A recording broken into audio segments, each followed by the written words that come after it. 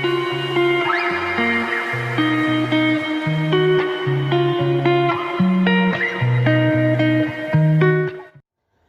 Students, welcome back in your accountancy class. और आज हमारा जो नेक्स्ट टॉपिक है, नेक्स्ट लेसन है, लेसन थर्ड है, base of accounting.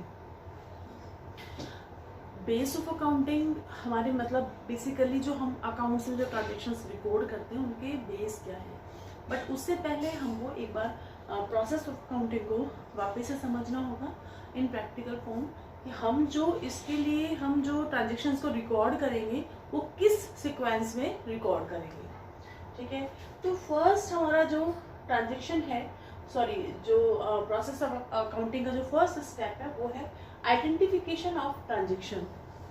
First we have to identify our transactions कि which transactions are in monetary value and non monetary value, है ना।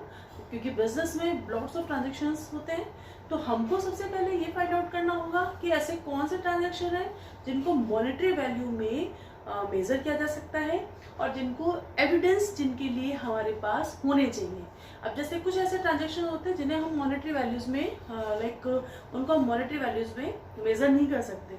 जैसे मैंने आपको लास्ट बताया भी था वीडियो में, जैसे हमारे जो एम्प्लॉयज़ हैं उनका मोराल हमको नहीं पता, हम उसको मेज़र नहीं कर सकते, लेकिन वो एसेंशियल पार्ट है हमारे बिजनेस का। तो हम सबसे पहले आइडेंटिफाई करेंगे कि वो ट्रांजेक्शन जिन्हें मॉनेटरी वैल्यू में इवेल्युएट किया जा सके, जिनका एविडेंस हमारे पास हो, वो ट्रांजेक्शन्स कौन कौन से हैं, राइट। तो सबसे पहले हम उन ट्रांजेक्शन्स को आइडेंटिफाई करेंगे, फिर नेक्स्ट स्टेप पर हम उन ट्रांजेक्शन्स को उनकी एविडेंस के बेस पर, and what do you mean by evidence,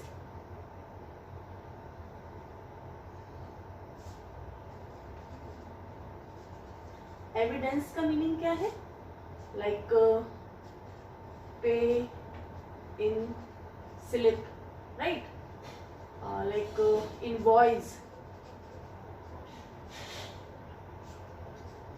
cash memo and bill. ठीक, ये एविडेंस है, ये शो करते हैं कि आपका ये ट्रांजेक्शन्स इतनी मॉनेटरी वैल्यू में डन हुआ है, राइट। तो जब ये एविडेंस हमारे पास होते हैं तो इन एविडेंस के बेस पर हम क्या बनाते हैं, वाउचर्स रेडी किया जाता है। ठीक है, तो ये वाउचर क्या होता है, ये बिल्कुल नया आपके सामने एक नया वर्ड आया है।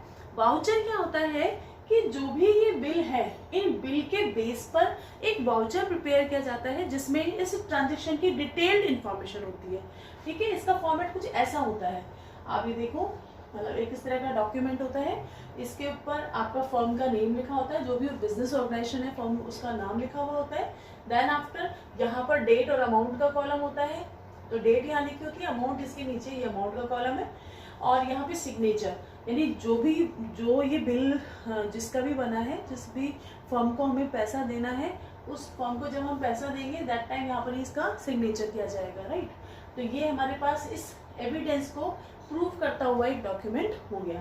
ठीक है, इसके अंदर डेबिट एंड क्रेडिट पूरी एंट्रीज को इस फॉर्म में लिखा जाता है। तो ये वाउचर्स जो होते हैं, ये इन बिल के साथ इस वाउचर को मतलब इसके साथ अटैच करके देन आफ्टर फाइलिंग की जाती है। समझ गए। तो फर्स्ट क्या है कि हम आइडेंटिफाई करेंगे जो अपने सारे ट्रांजेक्शन्स को जिनको मॉनेटरी वैल्यूज में मेजर किया जा सकता है, उन ट्रांजेक्शन्स को हम रिकॉर्ड करेंगे और उसके बेस पर हम वाउचर्स को प्रिपेयर करेंगे, यानी जो एविडेंस है इन एविडेंस के बेस पर हम वाउचर रेडी करेंगे, जो वाउचर का फॉर्मेट आपको बता दिया। फिर वाउचर के बेस पर एक क्रोनोलॉजिकल ऑर्डर में, थर्ड स्टेप पर हम एक क्रोनोलॉजिकल ऑर्डर में इन ट्रांजेक्शन्स को रिकॉर्ड करेंगे in original books. And what do you mean bye original books? Original books का मतलब है जो जर्नल बुक जो प्रिपेयर की जाएगी, सबसे पहली बुक अकाउंटिंग की सबसे फर्स्ट जो बुक है वो है ओरिजिनल बुक, जिसे अपन बोल रहे हैं जर्नल बुक, राइट। तो ये जर्नल हम रेडी करेंगे। उस जर्नल बुक में बिल्कुल क्रोनोलॉजिकल ऑर्डर में वो सारे जो भी ट्रांजेक्शन्स हैं उनको रिकॉर्ड किया जाएगा। ठीक है, अब जर्नल बुक या तो जर्नल बुक में रिकॉर्ड किया जाएगा या फिर सब्सिडरी बुक्स और प्रिपेयर की जा सकती है, यानी कि सब्सिडरी बुक्स का मतलब क्या है कि हम ट्रांजेक्शन को उनके नेचर के अकॉर्डिंगली अलग अलग बुक के अंदर ही हम उनको रिकॉर्ड कर दें। ठीक है, जैसे कि हमें पता है कि कुछ ट्रांजेक्शन हमारे कैश में होंगे, हमें ये भी मालूम है कुछ ट्रांजेक्शन हमारे परचेज में होंगे, कुछ सेल्स में होंगे, कुछ परचेज रिटर्न के ट्रांजेक्शन होंगे, कुछ सेल्स रिटर्न के ट्रांजेक्शन होंगे, और कुछ बिल्स बुक है जो उसके अकॉर्डिंगली ट्रांजेक्शन होंगे। तो हम उनको उसी सीक्वेंस में हम उसको रिकॉर्ड करेंगे, या तो हम जर्नल बुक में रिकॉर्ड करेंगे या फिर सब्सिडरी बुक्स में। सब्सिडरी बुक्स जिसे हम सब जर्नल भी बोलते हैं, कौन कौन सी है? फर्स्ट है कैश बुक, सेकेंड है परचेज बुक, थर्ड है sales book, purchase return, sales return book, bills receivable, इसको मैं आपको डिटेल में लिख देती हूँ, bills receivable and bills payable book. ठीक है, और जर्नल प्रॉपर। ठीक है, यानी जो कैश के ट्रांजेक्शन है कैश बुक में आ जाएंगे, परचेज से रिलेटेड ट्रांजेक्शन परचेज बुक में, सेल्स से रिलेटेड ट्रांजेक्शन सेल्स बुक में, जो परचेज रिटर्न के ट्रांजेक्शन है वो परचेज रिटर्न में, एंड सेल्स रिटर्न के ट्रांजेक्शन सेल्स रिटर्न में। बिल्स जो रिसीवेबल ट्रांजेक्शन है, यानी कि जो डेटर्स को हमने जो पढ़ा था, जो हमारे क्रेडिट डेटर्स है, जब वो हम कोई बिल इशू करते हैं उसमें सिग्नेचर करके हमको दे देते हैं, तो वो क्या होती है? बीआर बुक ना। तो bills receivable book and bills payable book, and a part of this जो ट्रांजेक्शन रिमेनिंग है, जो इनमें कहीं नहीं आए, वो कहाँ जाएंगे? सारे जर्नल प्रॉपर में। तो इस सीक्वेंस में ट्रांजेक्शन्स को रिकॉर्ड किया जाता है। ओके गाइस, तो फर्स्ट आपने समझा कि या तो वो सीधा सीधा जो ओरिजिनल बुक है हमारी जर्नल एंट्री, जर्नल बुक, उसके अंदर सारे ट्रांजेक्शन्स को रिकॉर्ड कर दिया जाएगा according to chronological order. Chronological order यानी कि जिस सीक्वेंस में ट्रांजेक्शन्स हो रहे हैं उसी सीक्वेंस में ट्रांजेक्शन्स को रिकॉर्ड किया जाएगा, आइदर इसमें या फिर इसमें, राइट। तो या सब जर्नल बुक में हम रिकॉर्ड करते हैं, या फिर हम सब्सिडरी बुक में according to nature of transaction हम वही बुक उठाएंगे और उसी बुक में हम ट्रांजेक्शन्स को रिकॉर्ड कर देंगे। ठीक है, देन आफ्टर है पोस्टिंग इनटू लेजर। इसके बाद हम इन बुक का जर्नल में हम कर देते हैं, सब्सिडरी बुक में हम इसको रिकॉर्ड कर देते हैं। देन आफ्टर हम अकाउंट्स बनाएंगे सेम नेचर का, यानी कि जो सेम नेचर के ट्रांजेक्शन है उनकी हम ग्रुपिंग करते हैं, लेजर बनाते हैं, है ना, इंडिविजुअल हर ट्रांजेक्शन की। ठीक है, तो जैसे मान लो अब इसके अंदर आपके सारे एक्सपेंसेस भी आ गए, आपका जो भी जितने नेम पर्सन से हमारा ट्रांजेक्शन हो रहा है उनका इंडिविजुअल अकाउंट भी हो गया, तो सबका यानी हर एक आइटम का सेपरेट एक अकाउंट ओपन कर दिया जाएगा। ठीक है, लेकिन उसके अंदर उससे रिलेटेड सारे जितने भी ट्रांजेक्शन होंगे उसके अंदर रिकॉर्ड कर दिया जाएगा। जैसे कि मान लो राम अकाउंट है, हमने एक लेजर बनाई राम अकाउंट। ठीक है, तो राम अकाउंट में जितनी भी ट्रांजेक्शन राम से रिलेटेड है सारे, वो जहां राम का नाम आया एंट्री में, वो सारे ट्रांजेक्शन इसके अंदर रिकॉर्ड हो जाएंगे। ओके, तो यहाँ पर हम जो लेजर हम इसका लेजर इस स्टेप पर हम बना देंगे, और इस लेजर को हम क्या बोलते हैं? Principal books of account. इसको क्या बोलते हैं? Principal books of account. Then after इसके बाद प्रिपरेशन ऑफ ट्रायल बैलेंस। कौन से इसके बाद जो मतलब लेजर के बाद हम इसके बाद जो हम नेक्स्ट स्टेप पे जो हम रिकॉर्ड्स बनाते हैं, लेजर पोस्टिंग के बाद नेक्स्ट स्टेप पर हम लोग preparation of trial balance and financial statement क्या बनाया जाता है? Trial balance. Trial balance in the sense कि अब इन लेजर की बैलेंसिंग की जाएगी, है ना। बैलेंसिंग करना क्यों जरूरी है? ताकि हम फाइनेंशियल जो भी हमारे ट्रांजेक्शन हुए उसकी हमने रिकॉर्डिंग प्रॉपरली की नहीं की, इसकी एक्यूरेसी जानने के लिए हम ट्रायल बैलेंस बनाएंगे। ट्रायल बैलेंस बनाने के बाद हम बनाते हैं financial statement, and in financial statement we prepare first trading account, profit and loss account, and last balance sheet. ठीक है, ये स्टेटमेंट बनाए जाएंगे, फाइनेंशियल स्टेटमेंट बना देंगे। ठीक है। तो मतलब सबसे पहले हम बैलेंसिंग निकालने के बाद हम ट्रायल बैलेंस बनाते हैं। ट्रायल बैलेंस एक ऐसा फॉर्मेट है जो आपको बता देगा कि आपके जो भी आपने अकाउंट्स बनाए हैं, जो ट्रांजेक्शन्स रिकॉर्ड करें, उनके एक्यूरेसी के बारे में बता देगा। इसके बेस पर हम क्या बनाते हैं, फाइनेंशियल स्टेटमेंट बनाते हैं। फाइनेंशियल स्टेटमेंट पे कौन कौन से स्टेटमेंट बनेंगे, ट्रेडिंग अकाउंट बनाना सीखेंगे, प्रॉफिट एंड लॉस अकाउंट बनाना सीखेंगे, देन आफ्टर बैलेंस शीट बनाना सीखेंगे। And this is very important document of any organisation. हर ऑर्गेनाइजेशन का सबसे इंपॉर्टेंट डॉक्यूमेंट ये है। बैलेंस शीट एक मिरर है उस ऑर्गेनाइजेशन का, जिसमें ये पता चलता है कि जो भी फाइनेंशियल पोजीशन है इस बिजनेस की, उसका जो मतलब एक्चुअल जो उसका मिरर है ना, वो बैलेंस शीट है। ठीक है, ये सबसे ज़्यादा इंपॉर्टेंट डॉक्यूमेंट है, जिसके बेस पर ही जितने भी रिलेटेड पार्टीज हैं उनको इन्फॉर्मेशन दी जाती है। यानी जो भी रिलेटेड मतलब इसके जो यूजर्स हैं, लाइक गवर्नमेंट है, ऑनर है, ठीक है, तो ये कैसा इन्वेस्टर्स हैं, इसको देखकर ही लोग उसके बिजनेस के बारे में मतलब ये सोचते हैं कि बिजनेस की गुडविल कैसी है। ठीक है, तो ये एक प्रोसेस है। इस प्रोसेस को आपको इस प्रोसेस के अकॉर्डिंगली ही हम अपने जो ट्रांजेक्शन है उनको रिकॉर्ड करेंगे, और इसके बाद ही हम एक जीस्ट पर पहुंचेंगे, लाइक कि बिजनेस का क्या प्रॉफिट हुआ, क्या लॉस हुआ, मतलब लास्ट में ही हमें पता चलेगा कि एक्चुअल जो बिजनेस की परफॉर्मेंस क्या है। ठीक है, इसी सीक्वेंस में रिकॉर्ड किए जाएंगे। ओके, और देन आफ्टर इसी सीक्वेंस में इसको रिकॉर्ड करेंगे हम। तो यहाँ पर मतलब अपन को इसी तरह से फॉलो करना है। सबसे पहले हम ट्रांजेक्शन्स को आइडेंटिफाई करेंगे, देन आफ्टर वाउचर्स प्रिपेयर करेंगे, ऑरिजिनल एंट्री बुक में उसके हम ट्रांजेक्शन्स को रिकॉर्ड करेंगे, देन आफ्टर हम लेजर बनाएंगे, लेजर के बाद हम trial balance and financial statement, और इनको हम इसी स्टेप वाइज हम लोग सीखते भी जाएंगे कि कैसे कैसे इनको हमें प्रैक्टिकली रिकॉर्ड करना है बुक्स के अंदर। ठीक है, तो आप इसको पॉज करके सबको नोट कर लीजिएगा। Okay, then after accounting process हमारा जो नेक्स्ट टॉपिक है इसका बेस ऑफ अकाउंटिंग। बेसिकली हम जो भी अपने ट्रांजेक्शन्स रिकॉर्ड करेंगे अकाउंट्स में, उनके दो बेस हैं। फर्स्ट है cash basis and second is accrual basis. And what is the difference between this? तो कैश बेसिस यानी कि जैसा नाम से डिफाइन हो रहा है कि इस ट्रांजेक्शन्स में जो रिकॉर्ड किए जाते हैं सारे ट्रांजेक्शन्स, केवल उन ट्रांजेक्शन्स को रिकॉर्ड किए जाते हैं जो कैश के अगेंस्ट ही हुए हैं, यानी जिसमें कैश का ही ट्रांजेक्शन हुआ है उनको ही रिकॉर्ड करेंगे। ठीक है, और एक्रूअल बेसिस में दोनों ट्रांजेक्शन्स को, यानी इस बेस में जो अकाउंटिंग की जाती है उसमें कैश ट्रांजेक्शन को भी रिकॉर्ड किया जाता है और as well as credit transactions को भी रिकॉर्ड किया जाता है। बेसिकली इसको अपन डिटेल में समझ लेंगे। तो एक हमने यहाँ पर लिखा है इस तरह से cash basis and accrual basis. तो अब इसको अपन एक्सप्लेन किया हुआ है प्रॉपरली। तो कैश बेसिस में फर्स्ट जो है only record cash transactions, only record cash transaction in this basis. okay, यहाँ पर जो प्रेफर किया जाता है केवल कैश ट्रांजेक्शन्स को प्रेफर किया जाता है। ओनली कौन से ट्रांजेक्शन्स रिकॉर्ड किए जाएंगे? Cash transactions. जबकि एक्रूअल बेसिस में कंप्लीट रिकॉर्ड, पूरा कंप्लीट रिकॉर्ड प्रिपेयर किया जाता है, जिसमें इंक्लूड किया जाता है कैश ट्रांजेक्शन्स को भी एंड क्रेडिट ट्रांजेक्शन्स को भी।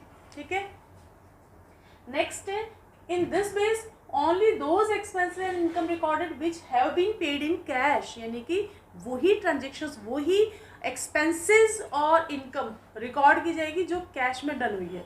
राइट, तो इसके अंदर ऐसा नहीं है कि भाई जैसे मान लो कुछ अमाउंट है वो हम मान लो सेल आज हो गई, सपोज करो सेल हो गई, या फिर समझो कि जैसे कोई भी ट्रांजेक्शन है वो यदि कैश में ही आ रहा है, ठीक है, इसमें फाइनेंशियल ईयर से रिलेटेड है और करंट ईयर से रिलेटेड है, इससे कोई लेना देना नहीं है। जो ट्रांजेक्शन कैश में जब हो रहा है उसे टाइप पर ही रिकॉर्ड किया जाएगा। ठीक है, तो इसमें जो भी एक्सपेंसेस और इनकम है वो कब रिकॉर्ड करेंगे? जब वो कैश में ही पेड एंड रिसीव्ड होंगी। ओके, एंड इसमें expenses and income recorded whether cash paid और रिसीव्ड और नॉट, चाहे कैश पे हुआ है या नहीं हुआ है, चाहे कैश रिसीव हुआ है या नहीं हुआ है, वो ट्रांजेक्शन यदि करंट ईयर का है, यहाँ पर बेसिकली हमें ध्यान रखना है करंट ईयर को मैंने शॉर्ट में करंट CY लिखा है ना, तो आप इसको आइडेंटिफाई कर लेना। तो इस expensive income recorded whether cash paid received और नॉट, यानी कि करंट ईयर का ट्रांजेक्शन होना चाहिए, चाहे वो कैश में हुआ है या नहीं है, उसको रिकॉर्ड कर लेंगे। ठीक है। थर्ड है not consider outstanding expenses, prepaid expenses, accrued income and advance income. तो इस तरह के ये 4 ट्रांजेक्शन है वो कैश बेसिस में उसका कहीं कोई मतलब प्लेस नहीं है, इनको रिकॉर्ड नहीं किया जाता, कंसिडर नहीं किया जाता। लेकिन हमारे बिजनेस में मतलब यहाँ पर एक्रूअल बेसिस में all such type of transactions recorded, इस तरह के सारे ट्रांजेक्शन्स रिकॉर्ड कर देंगे। लेकिन उससे पहले हमें समझना होगा कि ये है क्या ट्रांजेक्शन्स, है ना। वैसे तो मैं आपको ऑलरेडी समझा चुकी हूँ, बट एक बार और समझ लेते हैं अपन। लाइक सबसे पहले अपन ले लेते हैं आउटस्टैंडिंग एक्सपेंसेस। तो आउटस्टैंडिंग एक्सपेंसेस ये हमारी लायबिलिटी नेचर है। क्या है? Liability nature. कैसे समझो आप? Those expenses which is related to current year, वो एक्सपेंसेस जो करंट ईयर से रिलेटेड है बट नॉट पेड येट, लेकिन उसको करंट ईयर में पे नहीं किया गया। ठीक है। Current year in the sense हमारा सेशन जब शुरू होता है यानी कि अप्रैल टू 31 मार्च, यानी कि इस ईयर से रिलेटेड है लेकिन उसको हमने 31 मार्च लास्ट डेट तक उसको हमने पे नहीं किया, तो those expenses consider as outstanding expenses. अब क्योंकि ये हमारे करंट ईयर से रिलेटेड खर्चा है तो इसे पे तो हमें करना ही होगा, पे तो हमें करना ही पड़ेगा, इससे हम वो हो नहीं सकते। तो अब क्योंकि पे करना है यानी हमारी क्या हो गई? ये लायबिलिटी हो गई। आप समझोगे ना तो ही इसका मीनिंग निकल जाएगा, है ना। तो ये क्या हो गई? हमारी लायबिलिटी। तो हमेशा ध्यान रखना है इसको। अब ये हमने लायबिलिटी में क्यों कंसीडर किया? क्योंकि हम इसको कहाँ लेके जा रहे हैं? 1 ईयर टू नेक्स्ट ईयर लेके जा रहे हैं, तो यानी कि 12 मंथ में ये डिस्पोज नहीं हुआ, तो दैट्स वाई हम इसको अपन नेक्स्ट ईयर में लेके जा रहे हैं। तो इसको हम कैसे कंसीडर करेंगे? जब तक ये पे नहीं हो जाएगा एज अ लायबिलिटी। ठीक है। चाहे भले ही वो मार्च के बाद नेक्स्ट मंथ में ही पे हो रहा है, लेकिन हम उसको जब तक वो पे नहीं होगा जब तक कैसे कंसीडर करेंगे? As a liability. फिर है प्रीपेड एक्सपेंसेस। प्रीपेड एक्सपेंसेस को हमने कंसीडर किया एज असेट्स। क्यों? क्योंकि प्रीपेड एक्सपेंसेस का मीनिंग है those expenses which is related to next year, ऐसे एक्सपेंसेस जो नेक्स्ट ईयर से रिलेटेड है but paid in current year, यानी कि हमने इस करंट ईयर में पे कर दिया। ठीक है। जो हमारा फाइनेंशियल ईयर रनिंग है और वो रिलेटेड कौन सा है?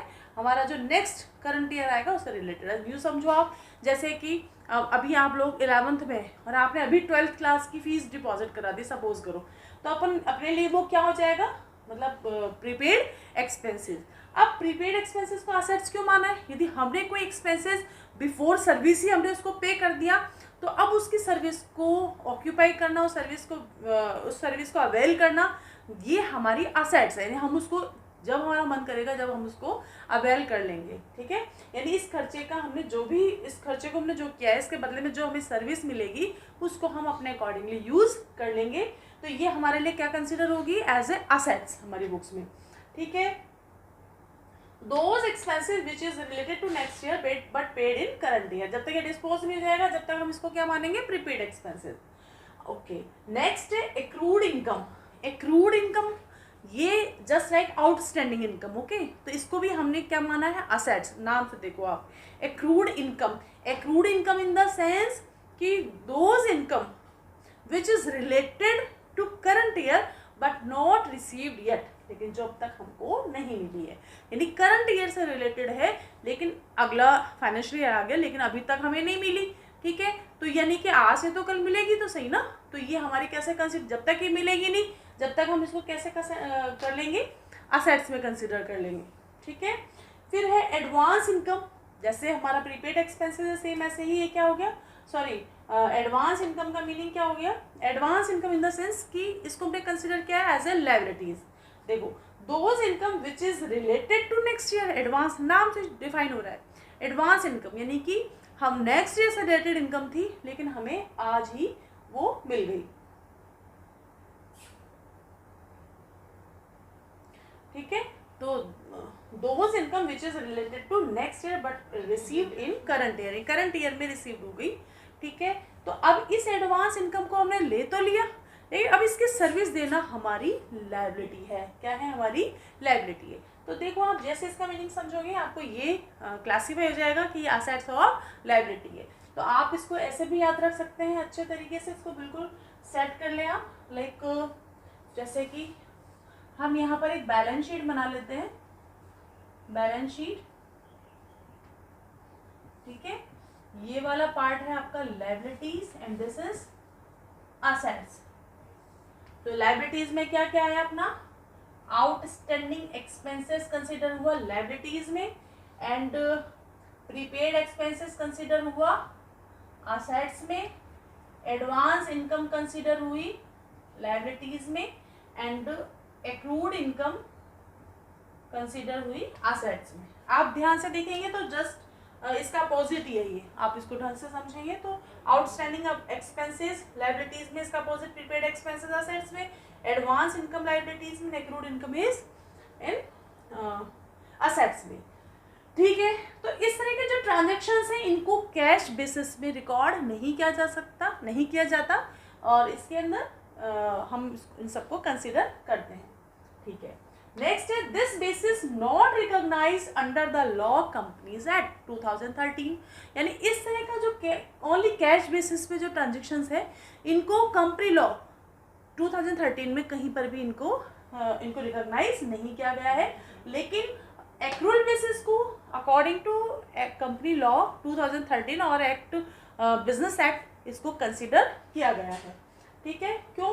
क्योंकि ये हमें एक्चुअल प्रॉफिट हमें प्रोवाइड करेगा, क्योंकि इसमें हमने सारे ट्रांजेक्शन्स को रिकॉर्ड किया है, ठीक है। और बेसिकली जो ये कैश बेसिस है this is suitable for professional persons peoples, यानी प्रोफेशनल जो प्रोफेशनल्स हैं जो अपने रिकॉर्ड रखते हैं, जैसे कि डॉक्टर हो गया या फिर लॉयर हो गया, क्योंकि इनका जो ट्रांजैक्शन है केवल कैश में ही होता है, तो ये इस बेस पर अपने रिकॉर्ड्स रख सकते हैं। लेकिन जो बिजनेस एंटरप्राइजेज है वहाँ पर कैश भी उतना ही इम्पॉर्टेंट है जितना क्रेडिट ट्रांजेक्शन इम्पॉर्टेंट है, हम किसी को भी स्किप नहीं कर सकते, अदरवाइज हमारे फाइनेंशियल रिकॉर्ड है वो अनकम्प्लीट रह जाएंगे, इनकम्प्लीट रह जाएंगे, है ना। तो ये this basis is suitable for all type of business enterprises, यानी सब तरह के जो बिजनेस एंटरप्राइजेज हैं वहाँ पर एक्रूअल बेसिस को ही अडॉप्ट किया जाता है। आई होप आपको ये टॉपिक अच्छे से समझ में आ गया होगा, और इसके रिगार्डिंग कोई भी डाउट्स है तो आप कमेंट बॉक्स में सेंड कर दीजिएगा।